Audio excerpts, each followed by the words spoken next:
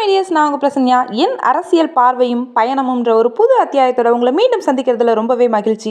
Title பார்த்தாலே தெரிஞ்சிருக்கும், இங்கே அரசியல் சம்மந்தப்பட்ட செய்திகளை தான் பார்க்க போகிறோன்னு. Yes, you are correct. என்னோட பார்வையில் என் அறிவு கேட்டின அரசியல் சார்ந்த செய்திகளை உங்களோட பார்வைக்கு முழுசாக கொண்டு சேர்க்கறது தான் என்னோட ஆசை. வாங்க விஷயத்துக்கு போகலாம். முதல்ல உங்ககிட்ட ஒரு கேள்வி, அரசியல் அப்படின்னா என்ன? கொஞ்சம் யோசிச்சு பாருங்க. அது எங்கே இருக்குது? அது ஒரு தொழிலா? இப்போ நான் அதை கேட்டது உங்கள் மனசில் என்னென்ன ஓடுச்சு? அரசியலுக்கு நமக்கு சம்மந்தம் இருக்கா? சுருக்கமாக சொன்னால் எல்லா இடத்துலையும் அரசியல் இருக்குங்க.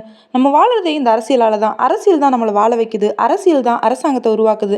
அந்த அரசாங்கம் என்ன முடிவெடுத்தாலும் என்ன திட்டம் தீட்டினாலும் உடனடியாக அது நம்மளை பாதிக்குது.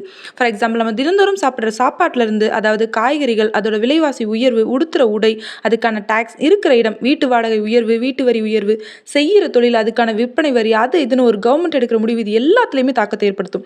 இதுக்கு மேலே சொல்லணும்னா, நம்ம சுவாசிக்கிற காற்றுலையும் அரசியல் இருக்குது.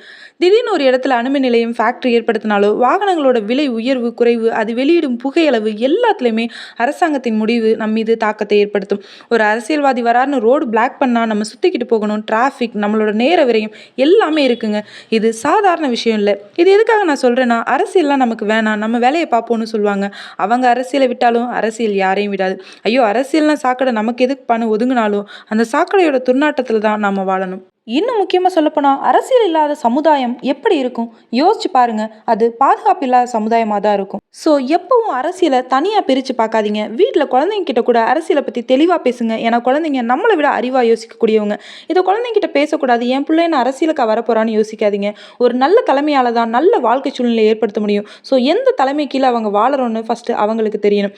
இங்கே நம்ம தமிழ்நாட்டோட அரசியல் சார்ந்த சில சுவாரஸ்யமான தகவல்களை உங்ககிட்ட ஷேர் பண்ண போகிறேன். அடுத்த 6 மாதத்தில் எலெக்ஷன். ஸோ நம்ம அரசியலுக்கெல்லாம் சூடு பிடிக்க போகுது. நம்ம எதிர்காலம் மாறப்போகுது. தமிழ்நாடு மட்டும் இல்லை, உலகத்தில் பல பேர் நம்ம தமிழ்நாட்டோட அரசியல் களம் 2026 எப்படி இருக்க போகுதுன்னு எதிர்பார்த்துட்டு இருக்காங்க. ஸோ இங்கே அரசியல் சார்ந்த செய்திகளையும் கூடவே நம்மளோட ஒவ்வொரு அரசியல் கட்சிகளையும், அந்த கட்சிகளோட கதாநாயகர்களையும், அவங்க கடந்து வந்த பாதைகளையும் உள்ளது உள்ளபடி நம்ம பார்க்க போகிறோம். இங்கே ஒரு முக்கியமான விஷயங்க, நான் பொதுவாக எல்லா அரசியல் கட்சிகளும் எல்லா கட்சி தலைவர்களும் நல்லவங்கன்னு சர்டிஃபிகேட்லாம் தரமாட்டேங்க. ஏன்னா என்னோட தமிழ்நாட்டு மேலே எனக்கும் அக்கறை இருக்குங்க. முக்கியமாக அவங்க பண்ணுற தப்பை குறை பேசி நேரத்தை வேஸ்ட் பண்ணுறதை விட நல்லது பண்ணுறவங்களை பாராட்டி உச்சத்துக்கு கொண்டு வந்தால் போதுங்க. நல்லவங்க தலைமை பொறுப்புக்கு வந்தாலே தப்பு தானாக அழிஞ்சிடும்னு நான் நம்புகிறேன். ஸோ கண்டிப்பாக இங்கே மாற்றம் வேணும். அதுக்கு தலைமை மாறணும், இல்லை தலைமையில் இருக்கிறவங்க மாறணும். மக்களுக்கு நல்லது பண்ணணுன்ற எண்ணம் வந்தாலே போதும், நல்லது தானாக நடக்கும்.